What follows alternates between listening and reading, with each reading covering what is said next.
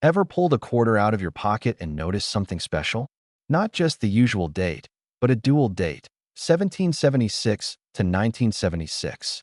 And on the back, not the familiar eagle, but a colonial drummer, majestic and powerful. If you've held one of these, you've touched a piece of American history, a bicentennial quarter. And like many, you might have wondered, is this quarter worth a fortune? Is it rare? Today, we're unearthing the fascinating, long, and huge story of this iconic U.S. coin. That it's a natural assumption, isn't it? A coin with a unique design and a special commemorative date, 1976, celebrating America's 200th birthday, must be incredibly valuable.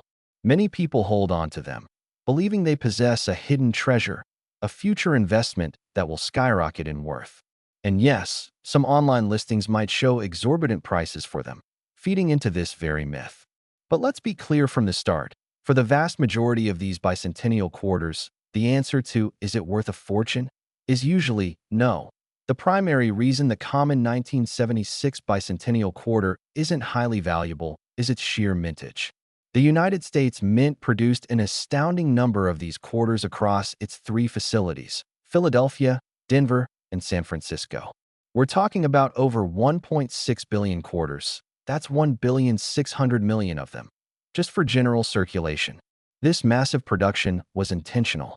The bicentennial was a moment of immense national pride, a nationwide celebration of America's 200th birthday. The Mint wanted everyone to participate, to literally carry a piece of this momentous occasion in their change.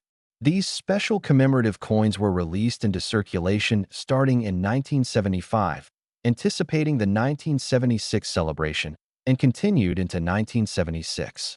They even replaced the standard 1975 dated quarters entirely.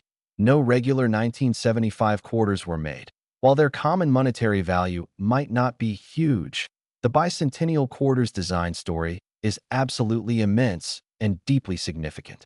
This wasn't just another change of the reverse design. It was the result of a national competition. The standard reverse of the Washington quarter, the majestic eagle, had been in place since 1932. But for the bicentennial, Congress mandated a new, temporary design for the quarter, as well as the half-dollar and dollar coin, to reflect the 200th anniversary. Out of many submissions, the winning design for the quarter came from Jack L. Ahr, an artist from Andover, New Jersey. His captivating design features a colonial drummer, often interpreted as a young Minuteman, with a victory torch encircled by 13 stars, representing the original colonies. This image powerfully evokes the spirit of '76, symbolizing the birth of the nation and the sacrifices made for freedom.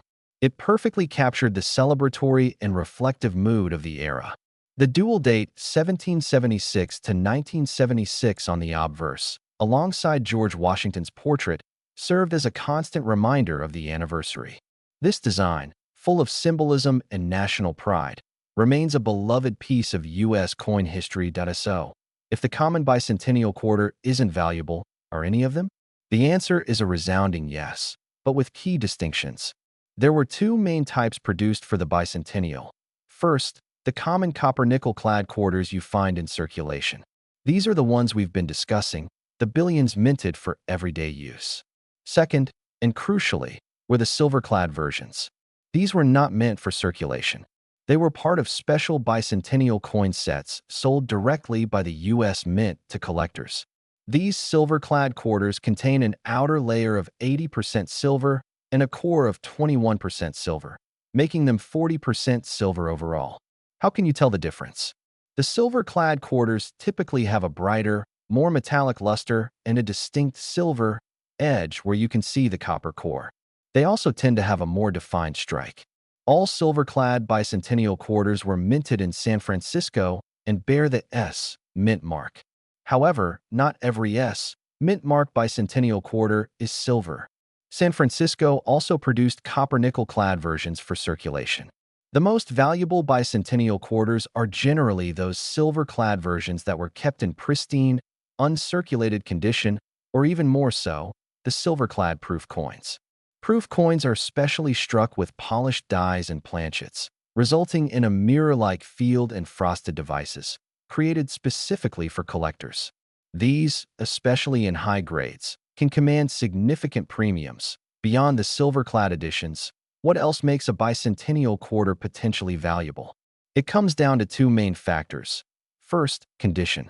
For the common copper-nickel quarters, if you find one in uncirculated condition, meaning it shows no signs of wear, has its original mint luster, and no scratches or marks, it will be worth more than face value, perhaps a few dollars, especially if it's graded by a professional service like PCGS or NGC as an MS 65, mint state 65, or higher. These flawless examples are surprisingly difficult to find in such high grades due to the sheer volume minted. Second, errors. While less common for bicentennial quarters than some other series, minting errors can always increase a coin's value. These could include doubled dies, off-center strikes, or planchet errors. Always inspect your coins carefully, especially the details of the design and the lettering. Finding a genuine, significant error on a bicentennial quarter would certainly make it hugely valuable. However, these are exceedingly rare and require expert verification. So, while that average bicentennial quarter in your change won't buy you a new car, its value extends far beyond its face worth or even its modest numismatic price. It's a tangible piece of American history. It represents a moment when the entire nation paused to reflect on its origins and celebrate its enduring spirit. It's a beautifully designed coin that commemorates 200 years of American independence, innovation, and perseverance. It serves as a miniature time capsule, reminding us of the immense patriotic fervor of 1976. This quarter, with its unique drummer, is a symbol of resilience, a tiny monument to the nation's journey from revolution to a global power. That is its true, huge, and long-lasting worth. Have you found a silver-clad bicentennial quarter? Or perhaps an error coin? We'd love to hear your stories in the comments below. Did you realize the historical depth behind this common coin? If you enjoyed unearthing the history and value of this iconic US coin, make sure to hit that like button, subscribe to World Pocket Coins for more bite-sized coin history and myth-busting, and ring the notification bell so you don't miss our next video. Thanks for watching, and keep exploring your world, one pocket coin at a time.